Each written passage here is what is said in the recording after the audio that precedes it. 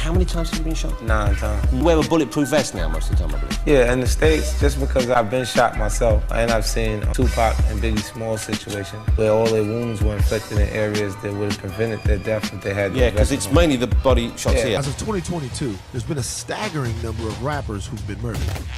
And more than half of those cases are unsolved.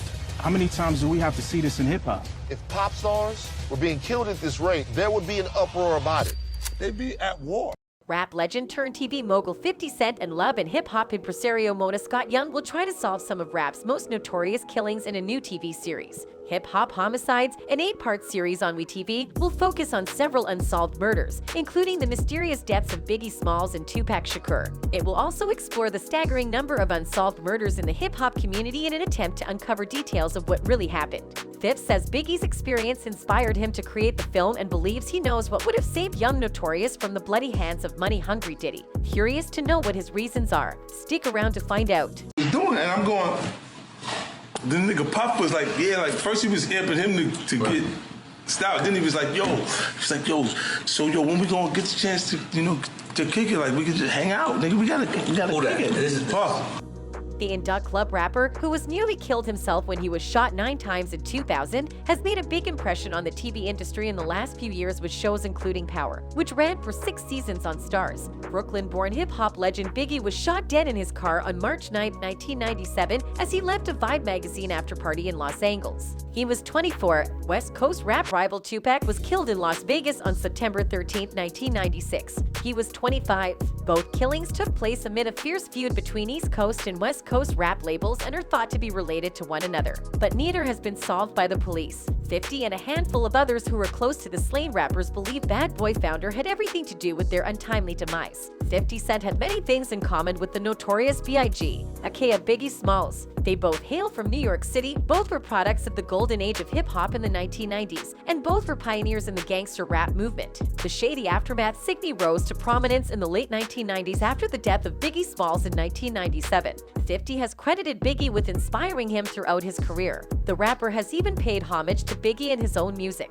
Realist from the Bad Boys 2 soundtrack, for example, sampled Biggie's hit Niggas. 50 reworked Puff Daddy and Biggie's 1997 song Victory in 2004 to create Victory 2004. One song where 50 and Biggie rapped together was The Grind, released nearly a decade after Biggie's death on 50's mixtape The Empire Strikes Back. Despite coming up in the New York hip-hop scene around the same time, Biggie and 50 didn't have much of a real personal relationship. Biggie died in March 1997, and 50's debut single, How to Rob, was released 2 years later. In How to Rob, 50 famously shouted out Biggie and told him to rest in peace, then carried on his spirit by rapping about robbing a long list of other rappers. Back in 2006, 50 blasted Diddy over Biggie's death. The allegations appeared on the mixtape Hip Hop is Dead, G-Unit Radio Part 22, which featured DJ Wu Kid. On the track Hip Hop, 50 Cent raps, "Who shot Biggie Smalls? If we don't get them, they gonna kill us all." Then he goes bare knuckle, walking the talk. "Man, Puffy know who hit that nigga, man. That nigga soft. He scared them boys from the west side, gonna break him off. I guess this means I won't be invited to white parties in the Hamptons. I don't give a fuck. I don't want to hang out with your punk ass. No way." B.I.G.'s murder was never solved, but conspiracy theories abound over the motives behind his shooting. P. Diddy was in the entourage with his friend the night he was killed in his car after the Soul Train Awards in Los Angeles. Fast forward to 2016, 50 struck again, taking to social media to expose Diddy on his role in taking out Biggie. The rapper posted a video of himself saying Diddy done killed Tupac to his then 8.8 million Instagram followers. His following has since grown to over 29 million, sharing a story about claims by a former LAPD detective that Diddy paid $1 million for the contract killing, and rapper Notorious B.I.G. was gunned down in response. 50 Cent wrote, "He killed your favorite rapper." Diddy is yet to break his silence over the shock claims, but has previously dismissed them as completely ridiculous.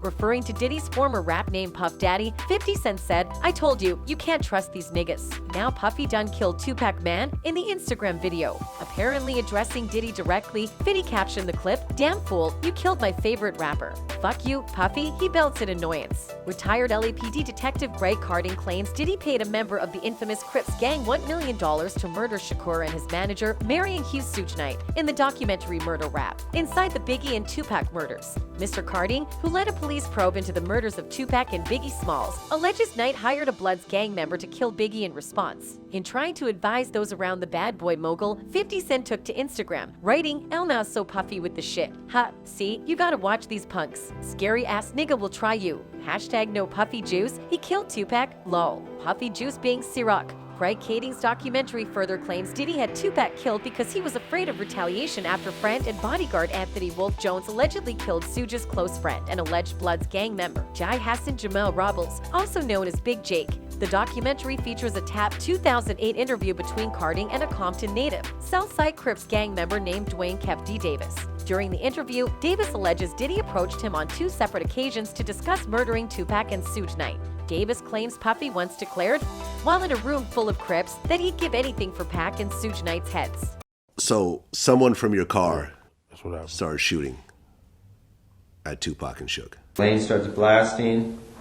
You say Suge looks over, he sees you.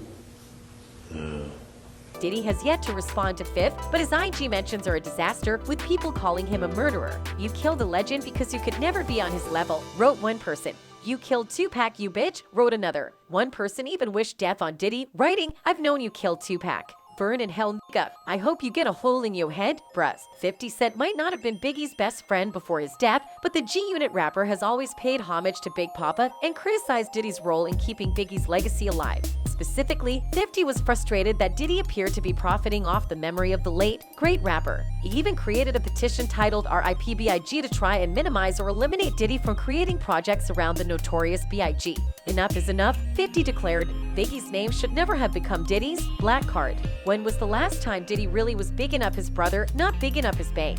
He then went on to lambaste Diddy for appearing in the music video for the song The Ghost of Christopher Wallace, Biggie's Government, named by rapper Jay Electronica. "This is just getting disrespectful," 50 said. "This song doesn't really remind me of Biggie in any way, except for having the puffy background dancing and ad-libs intro that almost destroy a good song." Remember less than a month ago when Diddy said, "That's something I'm not going to talk about anymore." The rapper's dislike of Diddy has been apparent ever since Biggie's death in 1997. Just so you know, the Power executive producer adored Biggie so much that he revealed he wants a certain song by the Brooklyn native played at his funeral.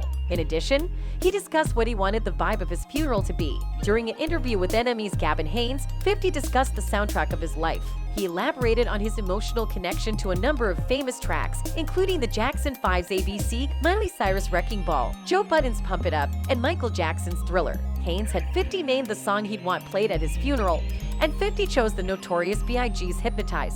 The 21 Questions hitmaker briefly explained why he chose the song before pontificating on his mortality. "I just want everyone to have as much of a party as possible," 50 said. "We're only here for a moment. Life is fast, man. And the only thing that really counts is how many happy moments you can get out of it. Obviously, on one level, what I'm doing with my music and my company matters. But in another way, it doesn't matter at all. When I'm gone, and guys, whatever." Oddly enough, 50 wasn't the only one to connect his own mortality to the notorious B.I.G. According to Revolt, the game felt his beef with 50 should end with the two of them dying like B.I.G. and Tupac Shakur. "I just felt like, in a weird way, this was hip-hop," he said. "We were supposed to die in this shit. My mindset was like, if I get killed out here in New York, cause I recorded the whole The Doctors Advocate in New York. I thought even if I get killed in the East when 50 goes to the West like my homies on my coast, my fans are gonna kill him."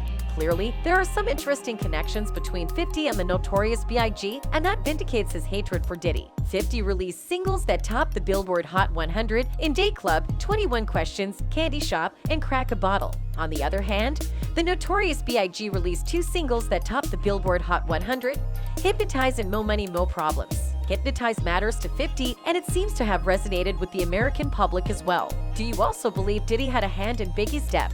Let us know in the comments below. And that's it from us today. Until next time, bye.